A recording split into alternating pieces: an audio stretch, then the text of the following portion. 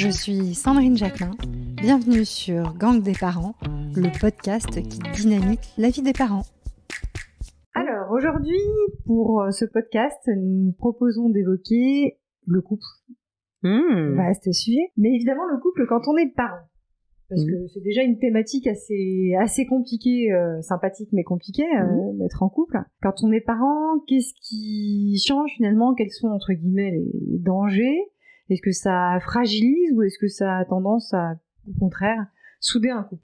Paola, je t'ai pas présentée, pardon. Non, c'est pas grave. Non, mais tellement habituée maintenant que Paola, donc notre psychologue adorée, donc neuropsy, spécialiste des familles, des enfants, de tout, et des couples, justement. Exactement. Est-ce que tu peux nous aiguiller? Alors, on va dire qu'il y a deux thématiques quand tu parles de couple. Il y a à la fois la question des sentiments et à la fois la question de la sexualité. Donc, on va séparer ces deux thématiques. Donc, au niveau des sentiments, il peut y avoir aussi au niveau de la naissance une forme de scission, c'est-à-dire qu'on ne se sent plus mari et femme, mais on se sent que parents.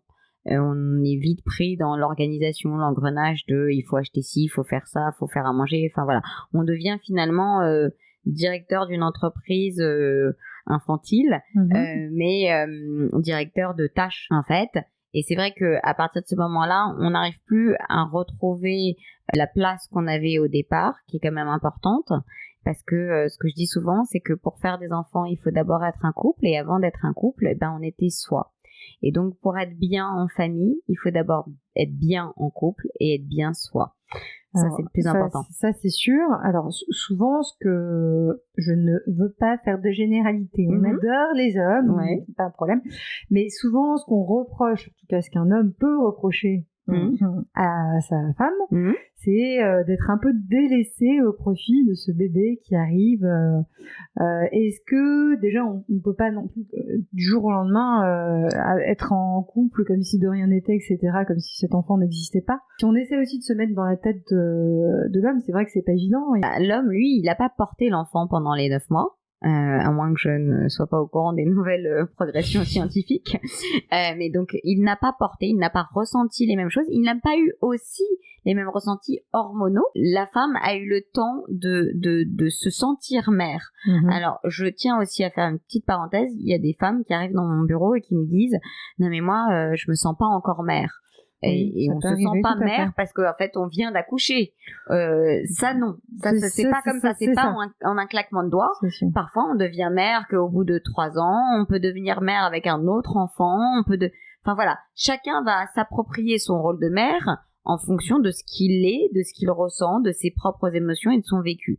Mais c'est vrai que l'homme qui lui n'a pas été forcément préparé va le ressentir d'une manière encore un peu différente et peut donc se sentir délaissé, et d'autant plus délaissé quand il y a un allaitement ou quand il y a du cododo ou quand il y a différentes aujourd'hui façons d'aborder sa maternité, et donc en fonction de ça, le père peut être lui aussi un peu mis de côté.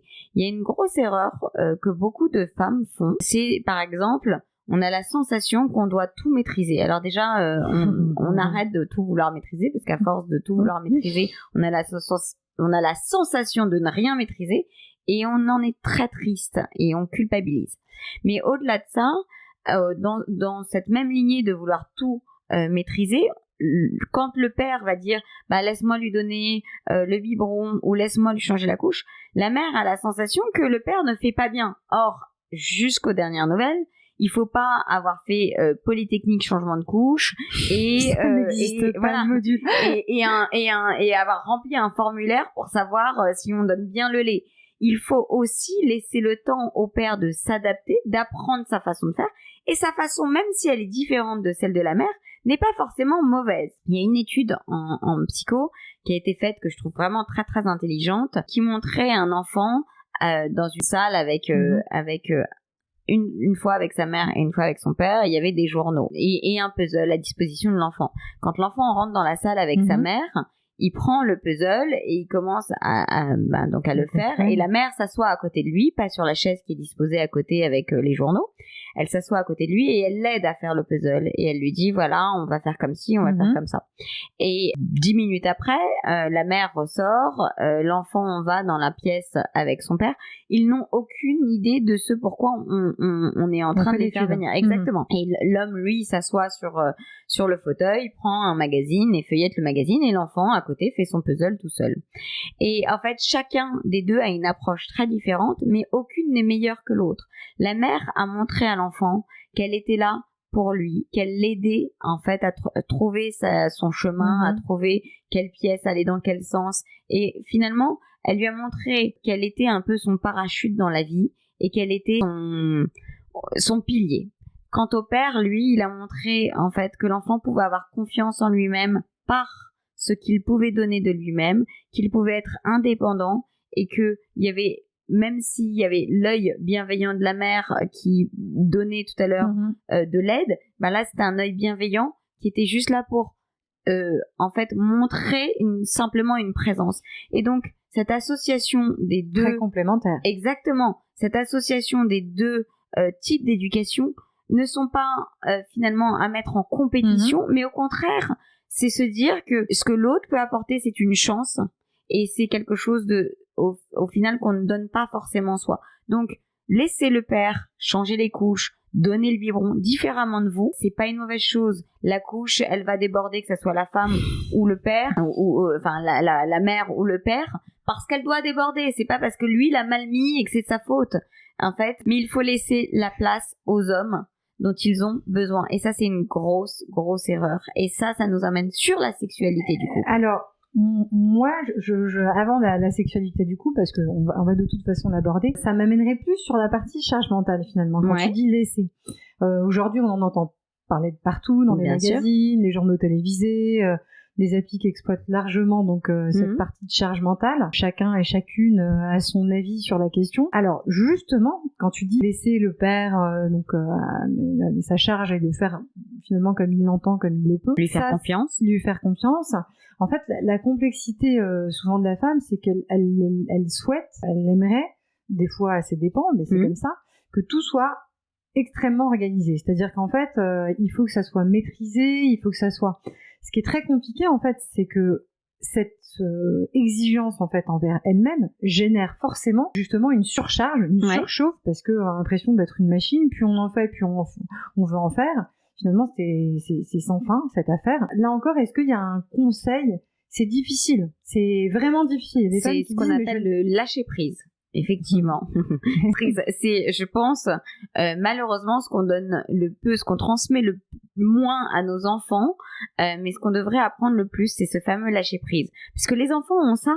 Les enfants ne veulent pas maîtriser. Les enfants ne veulent pas que les choses soient parfaites. Les enfants veulent, en fait, que les choses soient faites comme eux l'entendent. Au moment où ils le souhaitent. Exactement. Et puis que ça leur apporte finalement leur bonheur.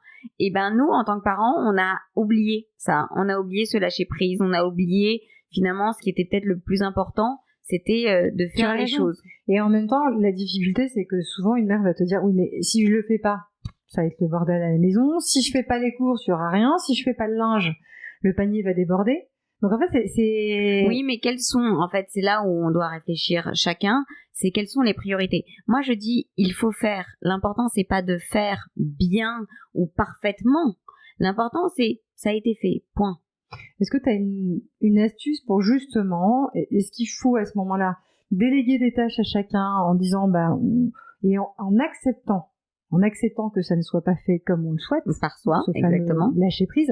Mais est-ce que justement il faut définir des tâches, y compris pour les enfants, et s'en tenir à un espèce de planning où vous responsabilisez les différents membres de la famille? Est-ce qu'il y a je sais pas. Alors il y a plusieurs choses. La première chose, moi auquel ça me fait penser ta question, c'est il y a un biais cognitif qui dit qu'on a tendance à s'attribuer des réussites et à attribuer les échecs aux autres. Et c'est exactement ça.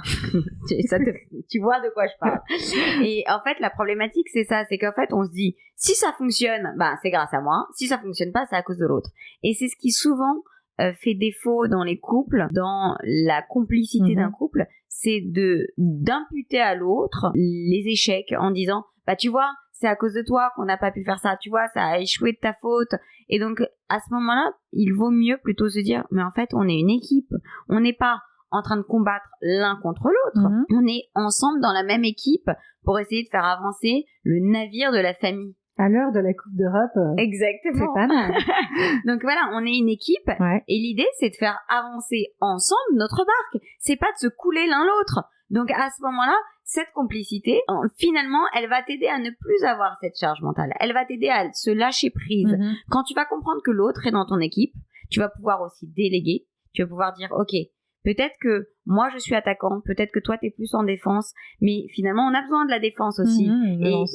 Et en fait, chacun va avoir son rôle, chacun va avoir un poste différent, mais chaque poste est toujours complémentaire. C'est le plus important à comprendre pour moi dans une famille, dans un couple, mais ça peut être aussi au travail. Ça peut être avec ses enfants. On est complémentaires, on pense pas de la même manière. D'ailleurs, ça serait hyper chiant si dans le monde entier tout le monde pensait de la même manière. C'est sûr, ce serait plus un monde, ce serait une machine de monde de je ne sais quoi. Ce serait pas très agréable, évidemment. Si tu veux lâcher prise, tu dois comprendre que l'autre est ton allié et pas ton ennemi, qu'on est dans la même équipe. Tu dois comprendre que sa façon à lui ou à elle, parce que parfois ça peut être aussi l'homme qui va reprocher ça. Donc, il faut comprendre que la façon de l'autre de voir est aussi indispensable que la sienne. Et enrichissant. Exactement. Évidemment. Quid des récompenses éventuelles tu as rangé le lave-vaisselle, donc moi je suis très récompense. Je suis très pour les récompenses parce que on va dire que la vie fonctionne comme ça. Si tu as été au travail, tu gagnes ton argent, donc ça s'appelle une récompense malgré tout. Et si t'as pas été au travail, tu gagnes un peu moins ton argent. D'accord. Donc en fait, tu le nourris de la même façon vis-à-vis des enfants. C'est faire comprendre aussi que finalement tout n'est pas indu, mais que tout à peu près se mérite, sauf l'amour évidemment, mais que il y a une forme de participation active qui doit être faite dans la maison. Alors chacun évidemment avec son âge, chacun avec ses problématiques, ce qu'il est capable de faire. Parfois, on a la sensation qu'un enfant ou qu'un conjoint ou une femme ne fait pas assez, mais en fait, il faut aussi réfléchir en fonction de ce que l'autre est capable de faire. Pas soi, mais l'autre. Se mettre à la place de l'autre. C'est le plus indispensable. Mais tu as raison, mais c'est toujours pareil. C'est entre la théorie et la pratique, c'est toujours compliqué. À la place de l'autre, on arrive souvent pas l'être parce qu'on est justement dans sa propre situation qui est déjà assez compliquée. Alors ce qu'on entend aussi beaucoup, c'est des commentaires sur les réseaux sociaux ou autres qui disent que quand on remercie en fait son conjoint d'avoir exercé une tâche, il y a une tendance générale qui est de dire mais je vais pas le remercier, c'est normal en fait, j'ai pas à le remercier. On avait eu une discussion en fait assez enrichissante et là encore il n'est pas question de jugement de qui dit quoi, fait quoi sur les réseaux sociaux ou autres. On a vraiment envie de faire un podcast qui soit sans tabou, sans filtre, etc. Mais dans la vraie vie, surtout c'est une discussion sans fin parce qu'il y a des gens qui sont de toutes les écoles. Il y a des gens qui vont dire j'ai pas à remercier, il y en a qui vont dire moi je remercie, c'est normal. Et en fait j'ai envie de dire finalement même si c'est normal, on aime même être congratulé, même si c'est normal, même si j'en sais rien, on donne de l'amour, ce qui est normal. Et on aime que l'autre nous dise merci pour ton amour. Ouais, donc de temps en temps un merci, une gratitude, ça fait quand même c'est ce qui en fait nous permet aussi, c'est le moteur. Bien sûr. Aussi de plein de choses. Donc oui, on peut tu avais donné un exemple une fois qui était très intéressant de l'homme viril qui a les dessins de cette poubelle. Je le donne tout le temps celui-là en consulte. J'aime bien. Alors, ok, je vais te le donner. Oui. Si je dis à mon mari, voilà, je suis crevée, tu descends les poubelles, c'est ton tour. Bon, alors mon mari va avoir envie de me tuer, ou en tout cas, s'il les descend, il va le faire en traînant des pieds. Enfin voilà, ça sera pas du tout la même façon de descendre les poubelles. Si je lui dis, alors oui, parce que il y a au début du mariage et à la fin du mariage. Alors quand je dis mariage, on peut ne pas être marié, mais je parle au début du couple et à la fin du couple. Donc au début du couple, on se le dit genre chérie s'il te plaît tu veux bien descendre les poubelles, et l'autre le fait parce qu'il est sur un petit nuage et qu'il est limite en train de voler pour descendre les poubelles. Mais au bout d'un certain moment, quand on est depuis longtemps en couple, on le dit plus de la même manière et on est plutôt en train de dire Oh là là, t'es chiant, t'as toujours pas descendu les poubelles. Ça fait 3 heures que je te l'ai demandé. Ah bah, puisque c'est comme ça, je vais le descendre moi-même. Enfin voilà, il y a un truc un peu comme ça. Et pareil, il faut pas avoir fait Polytechnique poubelle pour savoir descendre les poubelles. Donc on peut aussi se dire que c'est pas le moment auquel on le demande, mais que ça va être aussi le moment auquel l'autre accepte ou veut le faire. Maintenant, si on veut, ok, un peu de technique de manipulation, j'admets, mais quand même, si on veut que l'autre puisse descendre les poubelles au moment où on le lui demande, en tout cas avec joie et bonheur et plaisir, et qu'il puisse le refaire pratiquement tous les jours, à ce moment-là, ça donne « Mon amour, quand tu descends les poubelles, tu es musclé. J'ai l'impression de voir Rambo au moment où il est sur le ring. J'ai l'impression que tes muscles ressortent. J'ai l'impression. Enfin bref, t'as compris la rhétorique. Donc vous voyez pas Paola, mais franchement, elle est hyper convaincante. Hein. Moi, je vois plus le problème de sexe et du couple après cette affaire. Ah ben immédiatement. Après, il me saute dessus, il descend les poubelles en 2 secondes et là c'est bon, tu vois. Donc là, à ce moment-là, il se dit quoi ? Je suis viril quand je descends les poubelles. Mais totalement. Mais tu peux le faire aussi sur un autre pendant, c'est-à-dire tu peux dire chérie, quand tu descends les poubelles, ça me rend tellement service, tu m'aides tellement psychologiquement, tu te rends pas compte du bien que ça me fait parce que moi je le garde en tête, ça me fait de la charge mentale. Moi en fait quand tu descends les poubelles, je te remercie vraiment pour ça. Et à ce moment-là, l'homme le fait et là on prend conscience que finalement ça veut dire aussi qu'on ne parle pas de manière assez gratifiante à l'autre ou de manière assez finalement neutre et qu'on n'est plus que dans une question justement de planification d'entreprise infantile quoi. Alors là encore on le répète mais c'est important, la polémique n'est pas de dire qu'on je cherche le mot parce que il va être trop fort celui qui me vient, mais entre guillemets on se rend un petit peu trop charmante, gentille, désirable, ou en tout cas vous comprenez ce que je veux dire certainement, pour arriver à ses fins. C'est juste en fait, et le ton c'est celui qu'on donne, mais c'est juste effectivement ne pas avoir une intention qui soit une exigence immédiate d'une tâche à remplir pour pouvoir finalement pour faire en sorte que la machine fonctionne, parce que obtenir c'est peut-être pas le mot, mais en tout cas c'est peut-être ça d'ailleurs dans l'intention, et c'est peut-être ce mot souvent qui pose problème. De toute façon l'importance des justes mots est compliquée. Le mot, la posture, l'intonation que tu vas employer. C'est qu'il y a une participation naturelle d'une tâche. Souvent, ce qui peut poser problème, et c'est vrai, c'est là où je te rejoins, c'est souvent le ton qu'on y met. On se rend compte que la communication, de toute façon, c'est pas inné, c'est compliqué. Moi, quand je te dis, mais tu es belle aujourd'hui, Paola. Merci.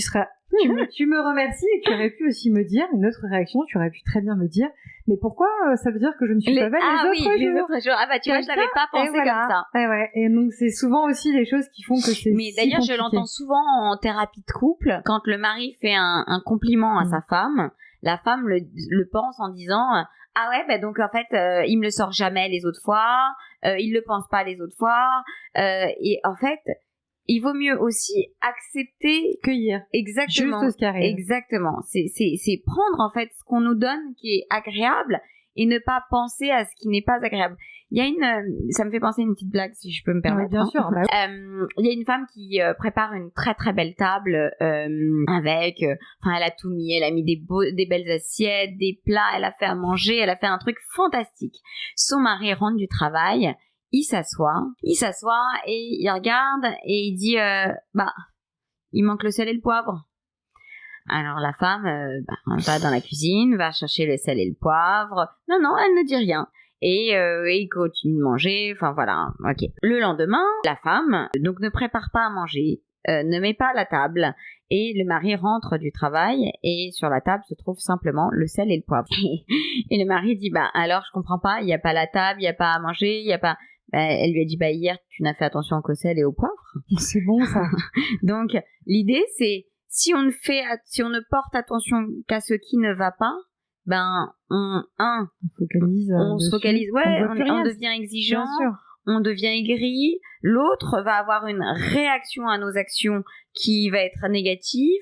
Et finalement, on va pas être dans une équipe, on va être dans quelque chose qui va être plutôt le fait de pointer les rancœurs. Exactement, le négatif. Donc, Bien c'est sûr. pas comme ça dans une équipe. Oui, bien sûr. Autre sujet, forcément qui a un impact sur le couple, c'est comment concilier sa vie pro, sa vie perso. On a parlé de la charge mentale. Pareil, sujet en vogue, mais qui existe depuis des millénaires, faut pas se le cacher. Le fameux burn-out. Alors, justement, comment est-ce qu'on fait pour pas déborder sur les horaires de famille? C'est toujours compliqué pour une femme de concilier, évidemment, son travail et sa vie personnelle, et pour un homme aussi, évidemment. Alors, on va commencer par le burn-out. Burn-out. C'est-à-dire que le feu sort. Ça veut dire que avant qu'il sorte, il était déjà à l'intérieur de soi. Pour qu'il y ait un feu, il faut qu'il y ait des bûches. Il faut qu'il y ait l'allumette qui craque. Donc en fait, il faut aussi se connaître soi-même pour savoir à quel moment je peux supporter le poids des bûches, pour savoir à quel moment je peux supporter l'étincelle, ou jusqu'à quel moment ça va commencer à en fait s'embraser et exploser. Donc l'idée du burn-out, c'est connaître en fait nos atouts, nos faiblesses et les signes effectivement qui vont faire que ça va exploser. Ça, c'est vraiment pour moi le premier truc, c'est qu'est-ce que je suis en mesure d'accepter, d'encaisser. Exactement. Et ça s'adapte aussi bien pour le pro que pour le perso. Les deux mettant des bûches ou des embûches d'ailleurs pour créer le burn-out. Merci. Tu vois, l'idée, c'est vraiment de se dire, ok, qu'est-ce que je suis en mesure encore d'encaisser ou pas? Et si je dois m'arrêter à ce moment-là parce que je vais trop loin, je dois le dire à mon coéquipier. D'accord? On se rappelle toujours on est une équipe, donc je le dis à mon coéquipier, je lui dis, chérie, là, c'est trop pour moi. Je ne suis plus en mesure de supporter, d'encaisser. Si l'autre, à ce moment-là, vous dit, moi, je m'en fous, ou moi, je suis pas non plus en mesure, ou ça, je peux pas faire, d'abord, en général, il vaut mieux aller consulter, voir pourquoi. Est-ce qu'il y a des choses à planifier différemment? Est-ce qu'il y a du lâcher prise à avoir?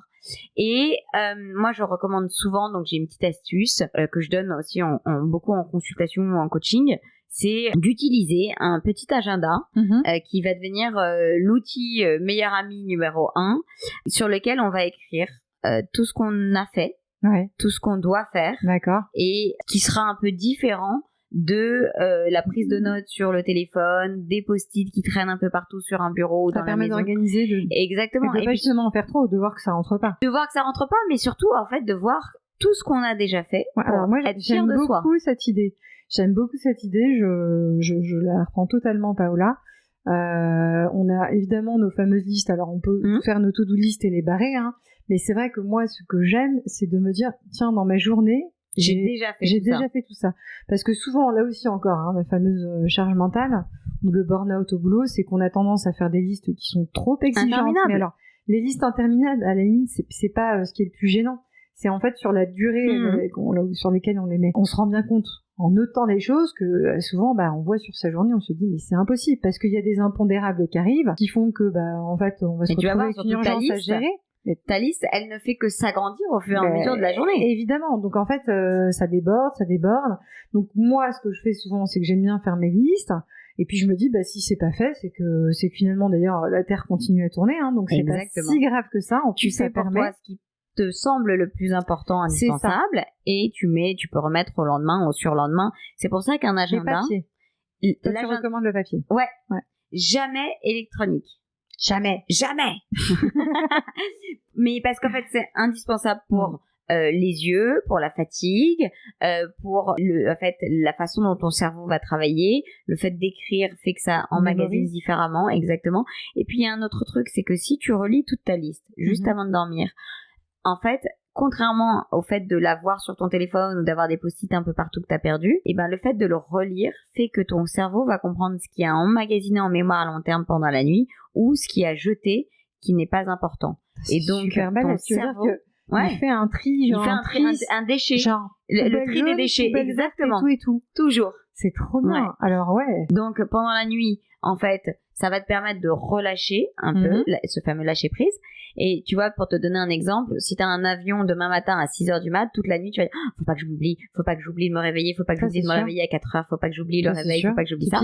Et donc, tu ne vas pas dormir. Et tu vas voir que quand tu vas regarder ton réveil, ça sera déjà l'heure de se réveiller. Parce qu'en fait, tu n'auras pas bien dormi. Ton cerveau ne se sera pas reposé. Et c'est ce qui se passe de manière très inconsciente toutes les nuits où tu n'as pas écrit les choses que tu avais à faire pour le lendemain ou le surlendemain ou la semaine ou dans un mois parce que ton cerveau le garde comme étant dans sa to-do list et donc il ne sait pas, il est en balance, s'il doit le garder en mémoire à court terme, le mettre en mémoire à long terme, il sait pas ce qu'il doit en faire. Donc c'est un faux semblant de penser, je fais partie de ce groupe, de penser que ne pas faire ses listes justement quand on va se coucher. Alors, moi je me disais non mais en fait ça va me surcharger, je vais y penser toute la nuit, que j'ai eu le truc de sécu, de machin. Et au contraire, une fois que c'est écrit, ça te soulage de te dire exactement, je sais ce que j'ai à faire demain. Parce que si tu ne l'as pas écrit, tu sais que tu l'as à faire, mais tu sais plus dans quel sens et tu te dis surtout en plus au milieu de chaque truc, faut pas oublier.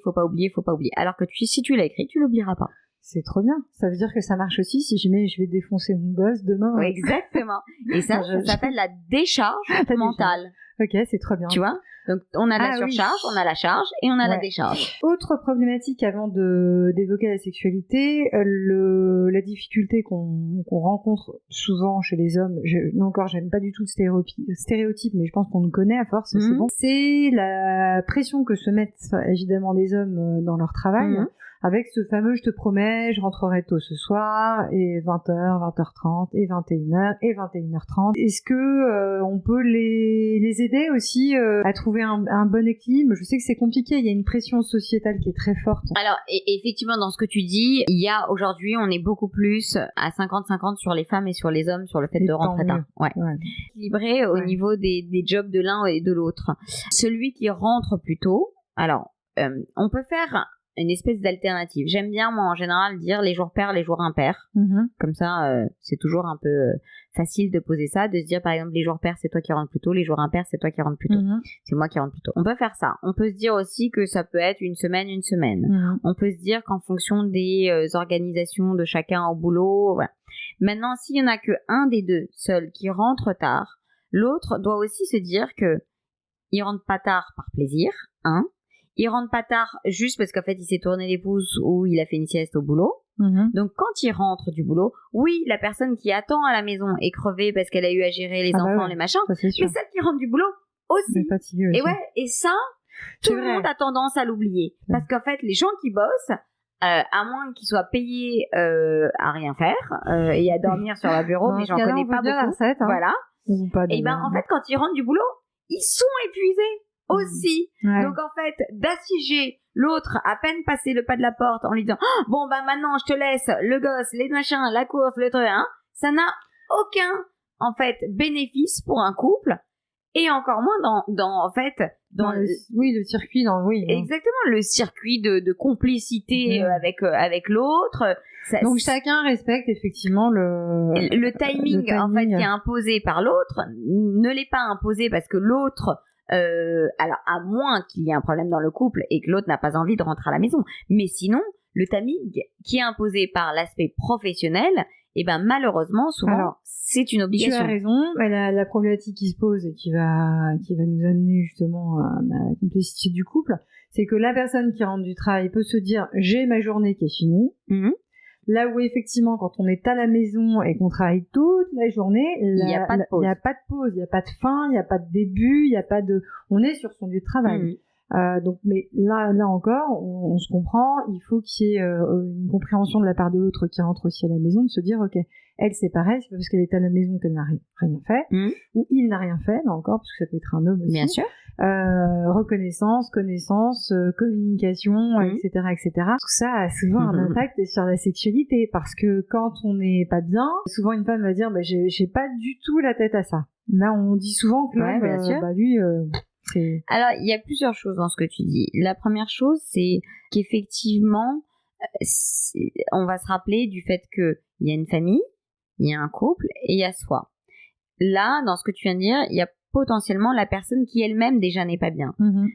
Si on n'est pas bien soi, déjà c'est compliqué d'être bien à deux. C'est sûr. Et de l'autre côté, j'ai de nombreux couples qui débarquent dans mon bureau en me disant on n'a plus de relations sexuelles depuis qu'on a nos enfants, ou alors c'est très très très éparpillé et l'un ou l'autre ou les deux en souffrent.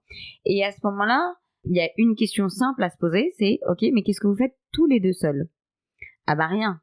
Alors, c'est-à-dire rien. Vous sortez, vous allez dîner, vous faites des trucs que tous les deux? Ben non. Alors, je tiens à dire qu'il y a une solution à tout. Ok, il y a peut-être pas les parents, les beaux-parents, le budget, ce que vous voulez. Tout ça n'est entre guillemets qu'une excuse, parce que on peut mettre un enfant au lit et se faire un dîner en amoureux à la maison avec exactement, avec des petites fleurs, avec des bougies, avec en fait, il y a un moment, il faut arrêter aussi de se voiler la face. Si on veut vraiment, en fait, on va trouver le moyen de le faire. L'important, c'est de passer un moment à deux. Mais si c'est pas, si vous me dites par exemple, oui, mais l'autre rentre trop tard pour dîner. Mais ça peut être un moment aussi où quand vous rentrez, vous prenez une douche ou un bain ensemble. Ça peut être un moment de complicité où vous êtes tous les deux dans le lit. Enfin, c'est juste, on parle juste de complicité et d'un temps, en fait, pour le couple. On parle pas d'argent, on parle pas d'organisation. Exactement. On parle juste de temps pour le couple. Et ce temps-là, si on veut, on le trouve. Donc, ça, c'est la première pour moi clé qui est indispensable pour qu'un couple fonctionne d'un point de vue équilibre psychologique et après sexuel, si on veut aller sur ce terrain-là. Mais en tout cas, la sexualité ne peut pas aller sans cet équilibre entre les deux. Et cet équilibre entre les deux, c'est aussi ça qui va faire que la famille peut tenir. Sinon, on devient que parents et l'enfant, à un moment, s'en apercevra que les parents ne sont plus complices, mais qui sont juste là dans leur rôle d'éducation et qu'en fait, il n'y a rien de... Oui, bien sûr, mais il y a une crainte toujours aussi d'être dérangé par des enfants, Alors, après... c'est là encore, évidemment, on peut se dire qu'on peut être dérangé, mais il y a bien des moments où on ne l'est pas. À moins que l'enfant dorme dans la chambre des parents, et là, c'est ce que je dis souvent, à moins qu'on soit dans un studio, et encore, même dans un studio, on peut toujours trouver des solutions, quoi. Mais l'idée, c'est de se dire... coquine. Non, mais l'idée, c'est de se dire, ok, on est dans un petit appart, les enfants dorment dans la chambre, bah ok, il y a le salon, ou alors on dort tous dans le salon. Enfin, vous voyez, on essaye de trouver des solutions quand même. Après, il y a un autre truc aussi, c'est de se dire, j'ai des amis, j'ai développé un réseau social, donc il faut aussi pouvoir s'entraider entre amis, dire écoute, est-ce que ce soir-là tu veux bien prendre des enfants et moi la prochaine fois je prends les tiens. C'est une bonne astuce que moi j'ai utilisée en étant maman solo, où effectivement on s'entraidait avec une copine pour qu'on et franchement je vous le dis, ça a pas tué, au contraire. Mais non, c'est ça, les ça enfants aide. ils étaient aussi, c'est important pour eux pour l'équilibre de voir que les parents sont indépendants. Eux voient que les parents sortent, c'est ça. Que les parents ont des amis. Ils sont pas juste parents. Exactement. Qui sont parents, mais qui ont aussi leur vie à côté. Toutefois, je reviens quand même à cette problématique qui est obsessionnelle, mais qui est quand même qui nous prend souvent la tête, nous les femmes, c'est de se dire, moi quand ça va pas dans ma tête, quand bien même le soir je me dis, tiens, je vais faire un truc avec mon mari, une petite soirée sympa. Souvent, en fait, il y a des rancœurs qui sortent avec des discussions qui peuvent amener à des conflits et finalement la soirée est foutue. Tu peux éteindre les bougies et aller te coucher l'un sur le canapé et l'autre dans son petit lit. Et ça veut dire qu'il faut discuter en amont, pareil. Alors déjà, parfois on discute trop aussi. Des fois, il y a des trucs, c'est sans fin, quoi. T'as des moments propices en fait à la discussion et t'en as qui ne le sont pas propices à la discussion. Donc par exemple, quand c'est la soirée en amoureux, on peut aussi se dire que la discussion ne doit pas déborder avec des reproches d'il y a 10 ans, 15 ans et 20 ans. Donc l'idée, c'est de se dire, ok, c'est une soirée, ça me permet de dire des choses que j'ai besoin de sortir, soit, mais si je les dis sur un ton